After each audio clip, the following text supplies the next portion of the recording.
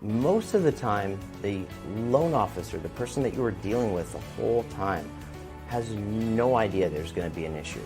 They believe that they're going to be able to close the loan on time just like they do every other deal. But new construction is different.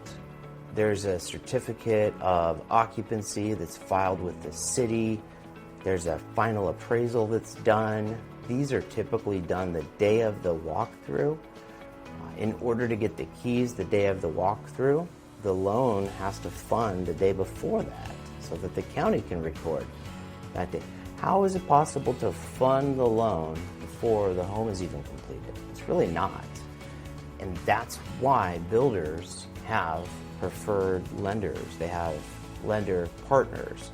It's twofold.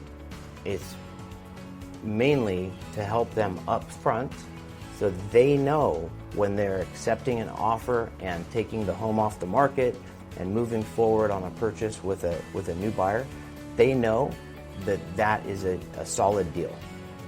There's just too many lenders out there, too many pre-approval letters out there. They have to know up front that everything is going to close. And then the second reason they have the preferred lender is typically because that lender has everything in place to meet the closing timeline. And I know what you're thinking. We have 60 days to close escrow. That's plenty of time to close a loan. It absolutely is. That's not the problem. The problem is not getting to the closing date. The problem all revolves around that final last couple of days. It's typically within the last couple of days. For example, one of the big lenders out there, they will require a closing disclosure to be sent out and loan docs to be drawn after the final appraisal is received, okay?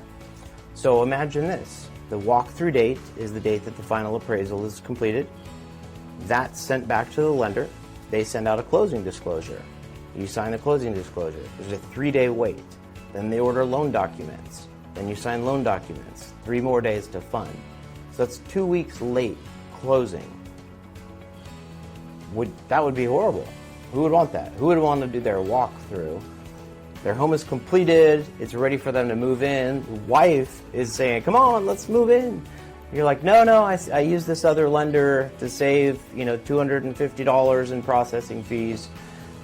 Imagine that. And then now you can't move into your home for 1, maybe 2 weeks because of that decision. So when everyone is saying, hey, use the preferred lender, but use the builder's lender on new construction, you really should use the builder's lender on new construction. When my past clients go to new construction development to purchase and I'm not the lender there, I tell them, use that lender. That's what they should be doing. If it's resale, I'm going to help with the purchase.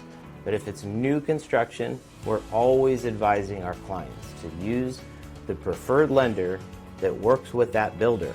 They will facilitate an on-time closing and they're going to provide you with the best pricing available. Or in most cases, they'll match it. So, if my pricing isn't the best and my client says, hey, I've got this other deal, it's way better, show me.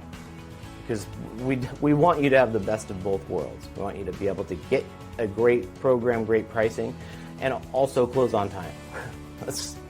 I couldn't imagine being held up at closing. And that would never happen with any of my clients, but unfortunately we see it time after time. If someone is stubborn or sure of themselves that their lender, that's an outside lender, will close on time. Again, it's not anyone's fault. But just know that when the builder and the preferred lender are saying you really should work with the preferred lender, you really should.